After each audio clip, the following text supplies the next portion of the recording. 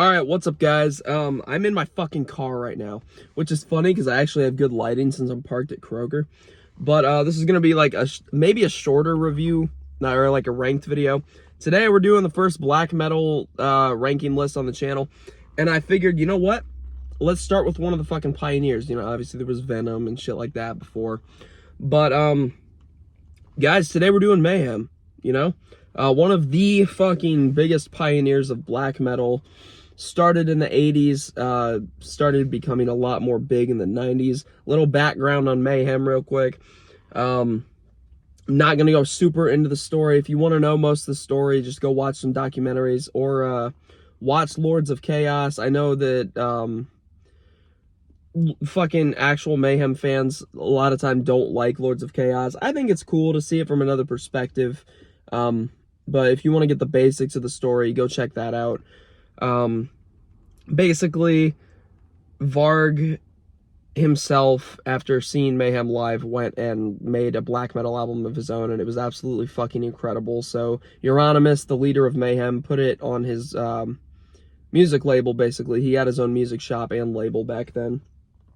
And then, you know, eventually he didn't like Varg's popularity, so he appointed him as the bassist of Mayhem, from what I can remember.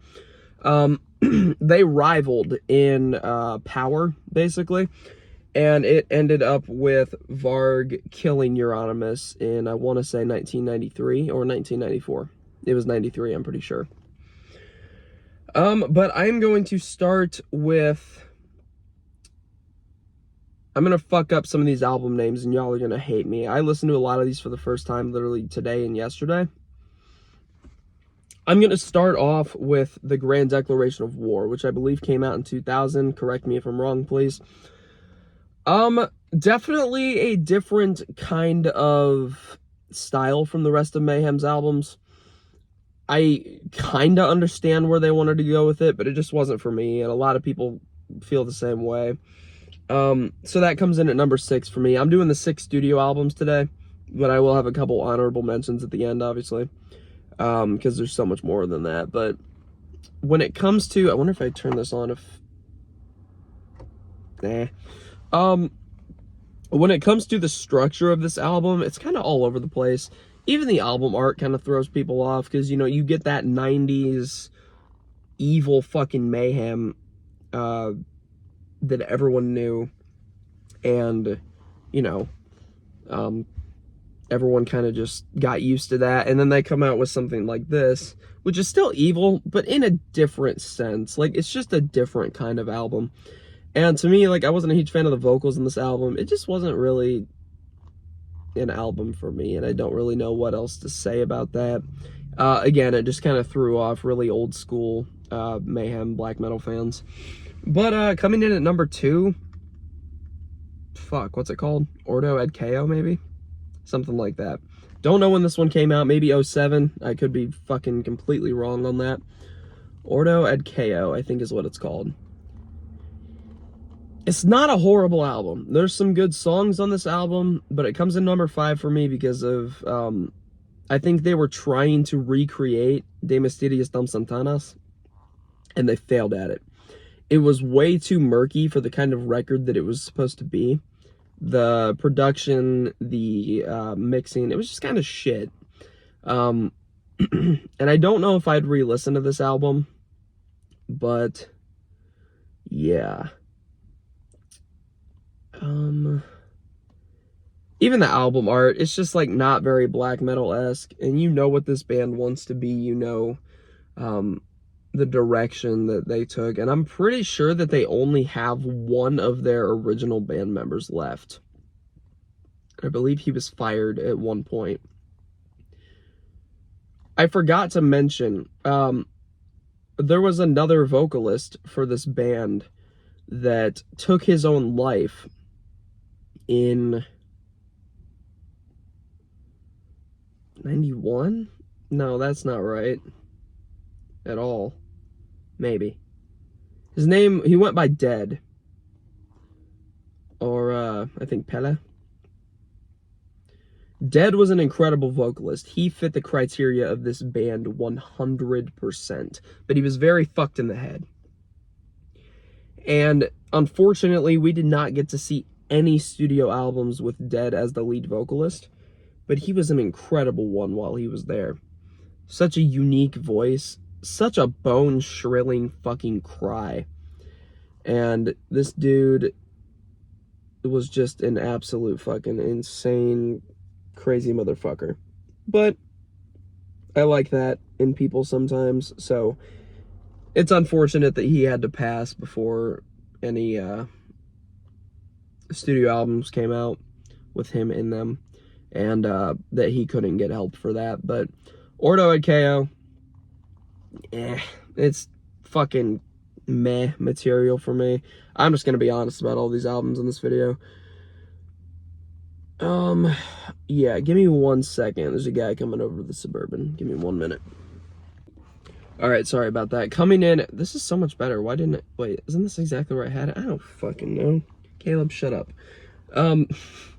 So coming in at number 4 for me is Esoteric Warfare. Don't get me wrong, it's listed a little low, but I fucking love this album. A lot of it is repetitive, but this is hands down the heaviest album that Mayhem ever put out, in my personal opinion. I'm pretty sure it's just a fact, though, that this album was just incredibly heavy from front to back. And it's fucking great. You know, I love that they kind of have some of their old school sound here. And this one came out a little later, too. Wasn't this one like 2014 or some shit? So a later album. I really don't have much to say about this album other than the fact that it was just a good album, extremely heavy. It was consistent, but in a repetitive way. And it just wasn't bad. I mean, even down to the album art, it just wasn't bad. It was good. So Esoteric Warfare, that's where I stand on that one. Now, coming in third for me, low battery. Coming in at number 3 for me is their latest studio album, Daemon. Daemon is a great fucking album. The fact that they are almost, I know it's not the original members, but the fact that they are almost 40 years into their career and they're still putting shit out like this, it's a nice reliever, especially when you see shit like the Grand Declaration of War in their discography and Ordo Ad Chaos, again, whatever it's called. But Daemon, the drop of Daemon, I didn't even know that they were still making music, and when I saw that latest album, I was like, oh shit, cool. And I gave it a listen, and I was like, fuck, that's really good.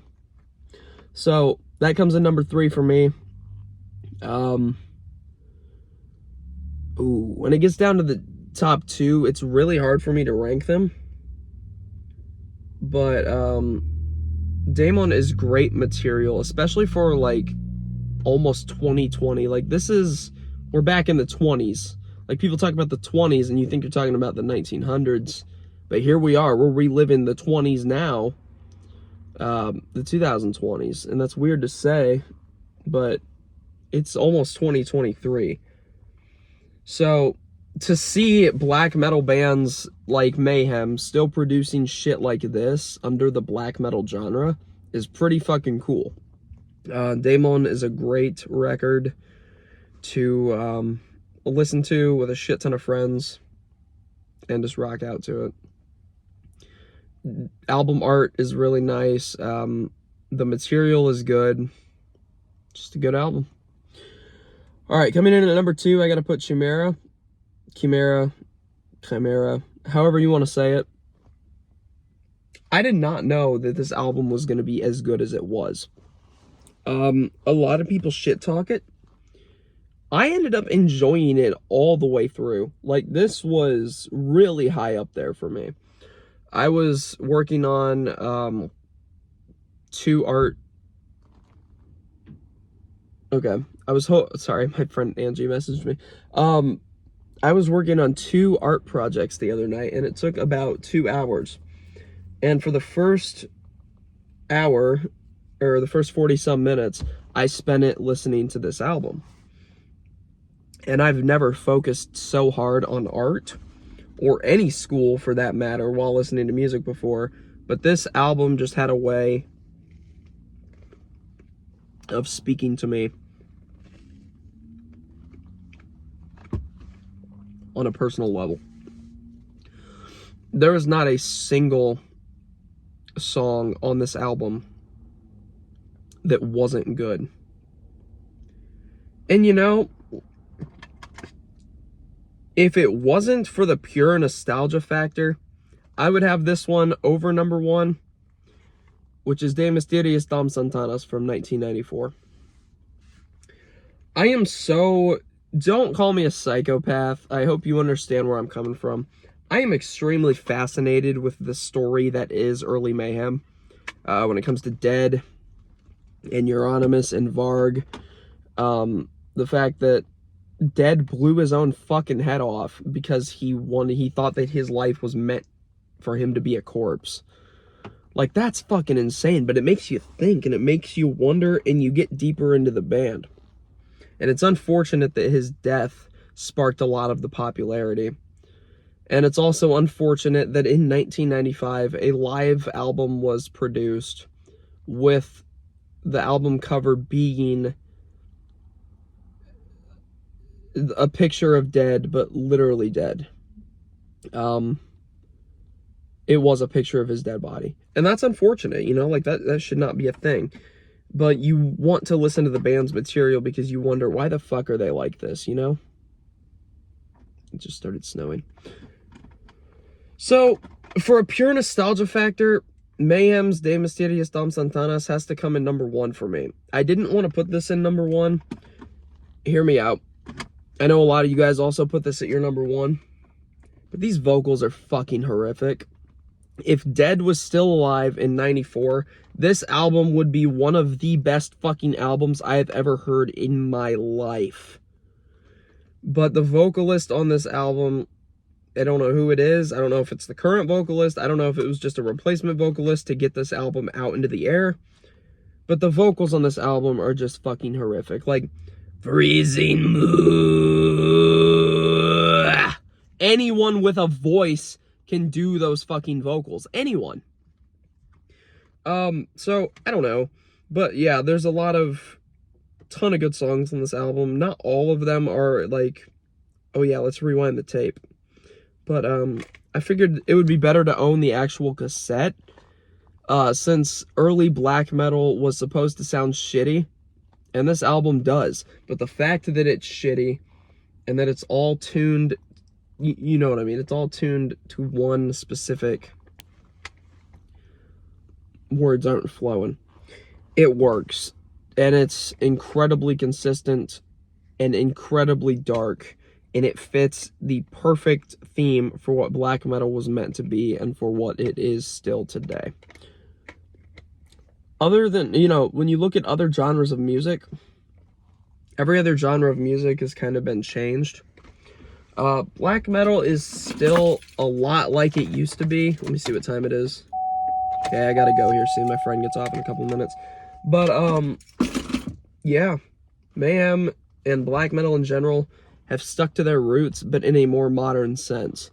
They realized that not all black metal has to sound like absolute shit, and using the old shitty style of black metal with also good production and good mixing has created a wonderful genre even in 2022. So yeah, couple of really good mentions here. Live in Leipzig, or however you pronounce that. I think that was 93. Fucking love the performance there. It's so good. It's so good. Absolutely fucking incredible. I always find myself re-listening to that show.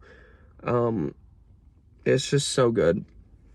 And another huge fucking honorable mention, Death Crush, the EP from 85, 87, I don't fucking remember. But if you haven't listened to Death Crush, it is 16 minutes of your life that is gone, but you won't want back, because if you like black metal, you're gonna like Death Crush. I believe Dead was the vocalist there. Not 100% sure, but it's really fucking good, and it really represents black metal to a whole. If you guys want to see more black metal videos, let me know in the comments. This video was a little longer than I had intended it to be, but I'm not complaining.